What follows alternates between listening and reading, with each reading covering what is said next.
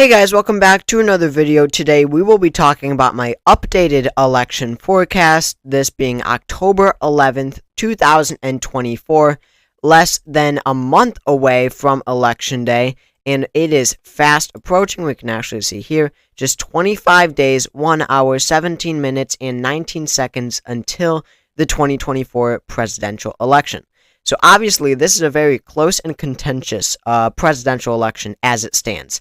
Looking at the popular vote, Kamala Harris on the average of polling. Now, this is just polling. Of course, polls can be off, as I always say. But right now, Kamala Harris is ahead by 2.5%. If this did play out come Election Day, she'd win the popular vote by 2.5%. This would mean a virtual toss-up in the Electoral College, because Democrats have to win by somewhere around 2.5% to 3% at least to win the Electoral College. So ultimately, this election will be close by every metric, by every, numerical metric at least when it comes to polling and everything. It would indicate that this is a very much a toss-up election.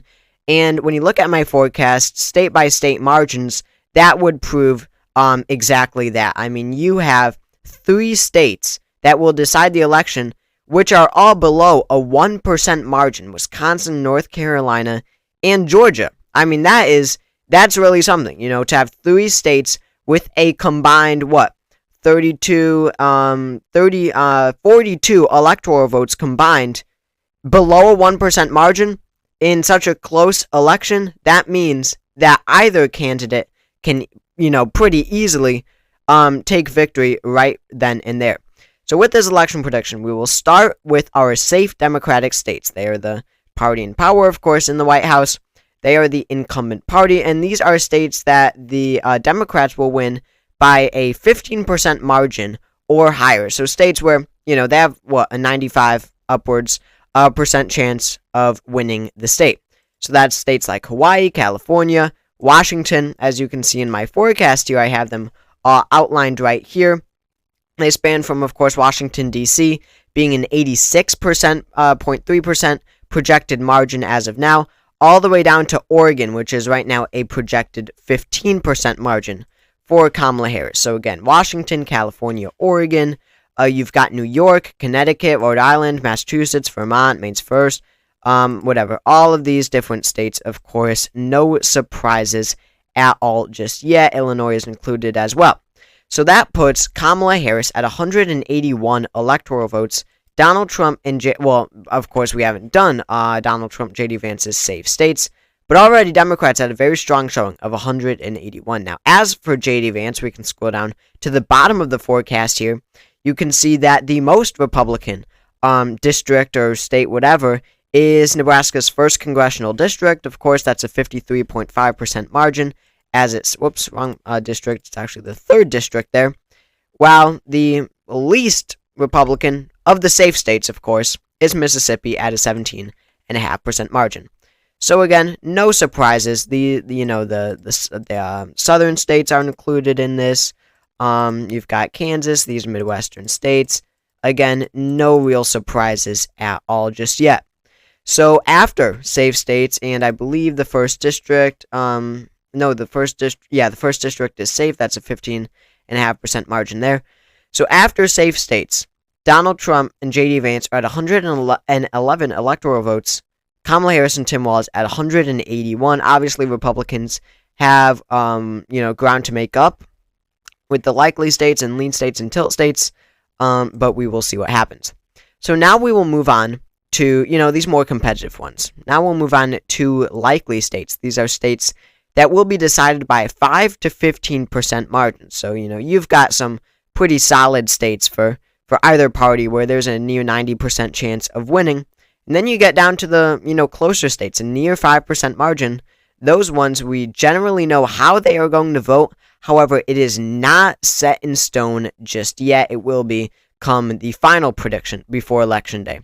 So for Kamala Harris and Tim Walz, they have quite a few. I mean, there is a batch of very Democratic states that aren't quite safe, but they're nowhere near toss-ups either. This is the 2020 election map. You had states like New Mexico, Colorado, Minnesota, Virginia.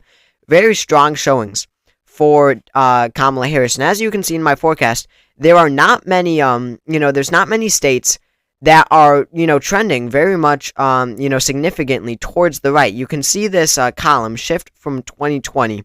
And when you just look at that, the lightest red states are the states that are shifting less than 1%, right, towards the Republicans, Donald Trump, compared to 2020.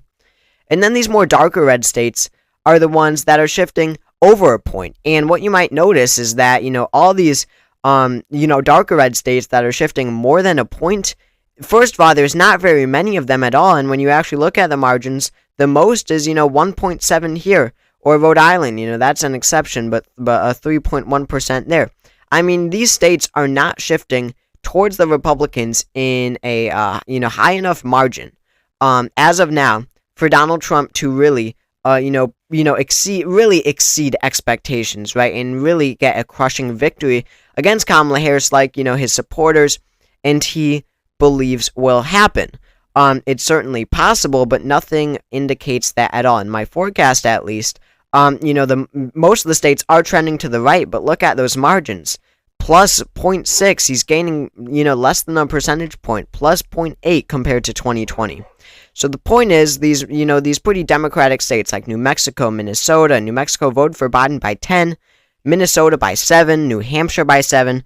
There simply is not enough room for Donald Trump to expand on from 2020 for these states to possibly even be close. Minnesota is likely, New Mexico is likely, Colorado is likely, New Hampshire is likely, Maine is likely, and Virginia is likely. Trump seems to be obsessed with a red Virginia happening, but that is simply not happening. I currently have it at a plus 9.5% victory for Kamala Harris. Abysmal for him. Only a 0.6% shift to the right from 2020. So, there are these batch of states that are going to be likely Democratic, and I'm very confident in that, and they are the ones I just outlined. Plus one more. The media likes to talk about Nebraska's 2nd Congressional District so much. There are a lot of reasons for that. They like to entertain the idea of an electoral college tie because it's exciting and everything, but that one will be pretty solidly in Kamala Harris's column. And I realized I forgot a safe Republican state, that being Nebraska at large, of course. So now we will move on. We might have a couple more likely Democratic states. Well, actually, we won't, now that I think about it. But now we'll move on to likely Republican states. So he has quite a few as well. I mean, of course, there's South Carolina that voted for Trump by 12 points. So, he has his batch of pretty solidly Republican states, but they're not quite safe. Alaska's interesting. We got a new poll that shows a really tight race in Alaska. Clearly just a state that is trending very positively towards the Democrats. Maybe not this election, but elections down to come. Alaska could flip blue. What do I currently have it? A 7-point win for Trump or something along those lines. I currently have it, 7.7% victory, which is a really impressive 2.4% shift towards the left. One of the most, leftward trending states. It's actually the second only to Utah, which is interesting, and I guess I won't get to that since Utah is still safe Republican. But again, Alaska, likely Republican, South Carolina, likely Republican as well. And then there's, other, very similar to the opposite of the, likely Minnesota, likely New Mexico for the Dems. You've got likely Maine 2nd District for Donald Trump, as well as South Carolina and Alaska, of course. And then moving on now.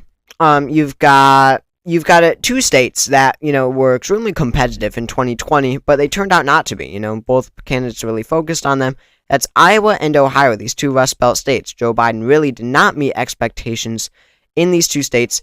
Trump won them both by about 8 percentage points in 2020. Now, there was a really interesting, very accurate poll from Iowa that showed a tight race, but, it's hard to figure out what to trust and what not to trust. This is definitely a poll that you trust, but by every other metric, Kamala Harris is not gaining 4 points like this poll showed in Iowa. So I currently have Donald Trump matching his 2020 margins in these two states. But again, he can't match his margins from 2020. That's not what he'll be able to do if he wants to claim victory, because 2020, he lost. If he matches his margins, he's not going to win the election. Now we have one more likely Republican state, And this one is extremely, extremely interesting. That is the state of Florida. When you look at the state of the race in Florida right now, you might notice that Donald Trump has a pretty sizable lead, especially when you compare it to 2020, right? Joe Biden was expected to win in Florida in 2020 on election day on the average of polls by 2.5%. He only won it by 3.5%. Now, this is not, I'm not going to bring this up, the average of polls and how wrong they were in 2020 because I do believe that Kamala Harris will outpace the polls. I really do. I think that I don't see any world where she only wins the popular vote by 2.5%. She will exceed expectations. However, Florida is important because when you look at the polls, it doesn't look all that competitive. It looks like Trump has it in the bag. And when you look at even 2022 polls all over way underestimated the Democratic Party. That's what's giving Democrats major hope heading into this election. However, in Florida, they were still dead wrong. So if Donald Trump already has a lead, I don't think it'll be all too competitive in the end. I think that the polls will actually be pretty accurate this time, and Florida will go likely Republican just over a 5% margin. So now we are left with 1, 2, 3, 4, 5, 6, 7, 8 remaining states, all of which will be decided by a less than 5% margin. I've never had, these set of lean and tilt states, that being Texas included with the 7 core battlegrounds. So we will start first by looking at the updated electoral count. The Democrats retain a lead. Harris and Walz at 226, Trump and Vance at 179. Now we will move on to lean states. Again, these are states that will be decided by a 1 to 5% margin. So Kamala Harris has quite a few. Number 1, when you look at the forecast, the one that I expect her to do the best in of the lean states is Michigan. I'm currently projecting a 1.8% victory in the state of Michigan. This is a lean Democratic state. Again, 1.8%. It is a trend to the right compared to 2020. Biden won it by 2.8. And I don't get the this one is becoming more and more distant, going away from Donald Trump. I mean, just the fact that Kamala Harris has, through the ups and downs, she has retained this pretty, at one point it was 2.7%. She has retained this lead in Michigan. However, it is getting extremely close lately. So Michigan is a state that is, historically Democratic. The 2016 flip of Michigan, was really shocking. But you look at 2012, Obama won it by 10 points. 2008, he won it by 17 points. That's insane. 2004, Kerry won it. 2000, Gore won it by 5. You got 1996, of course, Clinton. 92, Clinton. 88 was the last time that Michigan voted for a Democrat. So why do I bring this up? It's because, how do I put it? All you need, I've been saying this for a while. All you need is a normie Democrat, really. When they poll generic Democrat, right, as an option, and it crushes every single Republican, especially Trump, every single time, Kamala Harris is that generic Democrat. She is. Joe Biden was not because of his age. Voters did not want to vote for him because of his age. But more and more, Kamala Harris is positioning herself, as a centrist, as a regular candidate. She's becoming more and more the embodiment of that generic Democrat. So in a state like Michigan, which is a state that is proven time and time again in 2022 especially, to lean towards Democrats, right? There are far more Democrats than Republicans who vote in the state of Michigan. That's proven time and time again. Whitmer won re-election as governor by 10 points. In a state that is so historically Democratic, this generic Democrat of Kamala Harris will win. It is as simple as that. Next up on the forecast, getting a little closer, but about the same margin. Now, this one's a real shock. Pennsylvania becomes more Democratic from 2020. I'm almost confident of this. I'm really shocked that it was even as close as it was in 2020, with all things considered, with COVID and everything. But in 2020, I go over this a lot. The part of the state that trended most towards the Democrats was the suburbs of Philadelphia, right? These highly populous suburbs. Clinton won it by 9.5 in 16. Biden won it by 17.1 in 2020. That's a 7.6% trend towards the left when the state as a whole only shifted about a point or two towards the left. And there's even more room to grow out of these suburbs for the Democrats. 2020 was one thing. That was a massive trend to the left in and of itself. But now, Donald Trump is a convicted felon. Harris is just as strong of a candidate electorally than Joe Biden was in 2020. The only difference now is, of course, they have been president. But just them alone, Kamala Harris is just as strong, if not stronger. That January 6th hadn't happened yet in the 2020 election. There have been so many factors that have continued to turn suburbs away from Trump. Pennsylvania will go to Harris. I am very confident in these two predictions, I should say. And then Nevada's lean Democratic. They went to Biden by 2.4. Polling has looked surprisingly good. I posted this on my channel, on my community page. The state that Kamala Harris gained the most ground in from when Biden was in the race to now is Nevada. I mean, Biden was down by 12 points in a New York Times poll in Nevada. Now Harris has retained a lead. And yeah, that's important. She has retained a lead. The last time Trump had any sort of lead, it was even at one point. But the last time he had a lead was September 10th, a month and a day ago. So, I mean, this one has looked pretty solid for Harris for quite a while now. And again, I do think that Harris will outperform polls based on what we saw from 2022. So now we will move on to lean Republican states. Donald Trump has, two. He's got Texas. Shouldn't come as a surprise. If it's not likely, it's lean. Trump won it by 5.6. This is a massively trending left state. But, really goes to show how Republicans will have to watch out for Texas in future elections. I mean, the Senate race already now looks close. But Democrats, even in a pretty Republican-favored year, 2024, mostly, I guess, the nation is trending to the right. Despite that, I forecast that Texas will trend about a point towards the left. So, again, over time, that is something that Republicans will have to watch out for. And then Arizona. Arizona, I think, goes to Trump by, a point? Yeah, exactly a point. Biden won it by by 0.3. There were a lot of moderate Republicans in Arizona, right? Those McCain-type Republicans. And Joe Biden, as an old white centrist in 2020 with all the conditions with the coronavirus and everything like that, really laid the groundwork for a lot of conservative independents or Republicans themselves to switch over to Biden, voting Democrat for first time ever maybe. Harris is, she's positioning herself as more of a centrist, right, getting those Republicans, and maybe we'll see if it's effective. But, as a younger than Biden and Trump, black woman, she is, liberal-coded, progressive-coded, and, especially based off the ads that Trump is running, he's making her look at as a radical liberal, right, that whole thing, radical leftist. And in Arizona, a lot of Latino voters that care about that, socialism and stuff. A lot of Republicans and independents who are conservative leaning that care about it. I don't know if enough will switch over to Harris as they did in 2020. And just like that, the election has become a lot closer, 266 to 230. Harris and Walz just 4 electoral votes away. They just need one more state to claim victory. Donald Trump needs all 3. So these remaining states, I believe, will be tilt. Wisconsin, North Carolina, and Georgia will all be a less than 1% margin.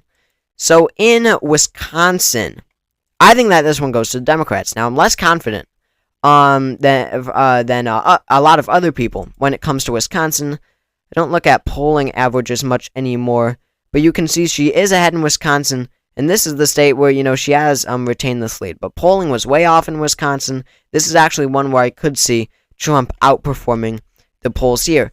But again, this generic Democrat thing, when you look back at 2022, if you have normal, not strong, but normal Democratic candidates, and very weak, right, Trump-affiliated, election-denying Republicans, which was the case in 2022 in the gubernatorial election, Tony Evers, the incumbent, versus the very radical, election-denying, very MAGA, Tim Michels. Tony Evers won by 3.4. People were expecting this to be a Republican win. In the end, it wasn't even really all that close. Same goes for Pennsylvania. Josh Shapiro won by almost 15 against a very MAGA-coded Republican. So Wisconsin. That is a lean Democratic state. If Harris is outperforming the polls a little bit, then as I do think she is, then she is winning the state of Wisconsin. And then, so she wins the election. So I guess I'll just go down to Georgia. So Georgia, I think, does go to Donald Trump. Polling, when you look at the polling, this one looks very close still. But Trump does have a lead, and he has had a lead for quite a while now. And Georgia was actually pretty close when it comes to polling in 2020, as a matter of fact. So, Georgia was so close in 2020. Biden only won it by 0.2. And as I was saying, a lot of these swing states, they lean Democrat, right? There are simply more Democratic voters than Republicans. Now, Georgia's the same, but the opposite. And, that's a situation in many states. When you look at the gubernatorial election in 2022 in Georgia, Brian Kemp won by almost 8 points. If a state doesn't, lean Republican, if there's not simply more Republican voters than Democrats, then the governor isn't winning by 8 points. So it is clear that, just want to look at the margin there. So it is clear, that Georgia is a Republican-rooted state, and with all things considered, as a nation as a whole trending to the right, Georgia will go to Donald Trump, but by a very narrow margin, and I am pretty confident of that one. Now, one that I'm not confident in, I'm pretty split on this, is North Carolina. You might notice it is in my forecast as D plus 0.1 because it is virtually a toss-up. I mean, it is a toss-up. It's not virtually. It is exactly a toss-up. However, honestly, I think that Mark Robinson being on the ballot, with the massive leftward trend in the state, does put Harris over the edge. Now, I think that, the state as a whole, getting more Democratic voters, right, growing in population, they gained an electoral vote from 2020. That's important of itself. And, that makes it a whole lot closer from 2020 when Biden actually lost it by 1.3. But what I really think puts Harris over the edge, again, is Mark Robinson. Because Mark Robinson is on the ballot. He's on track to lose by 15 to 20 points. And the Harris campaign is running ads where Trump is calling Mark Robinson Martin Luther King on steroids. They were clearly closely associated, and that could really drag Trump down in North Carolina, especially because Mark Robinson is staying on the ballot. He is continuing his campaign for governor, and ultimately I think that is what gives her that extra half point, puts her over the edge in North Carolina. So this is my prediction. October 11th, 2024, Kamala Harris and Tim Walz win 292 electoral votes. Donald Trump and J.D. Vance win 246. So thank you all for watching this video. If you enjoyed it, make sure to subscribe down below. That helps out a lot. Comment suggestions for videos and what you think about this election map, and I'll see you all later.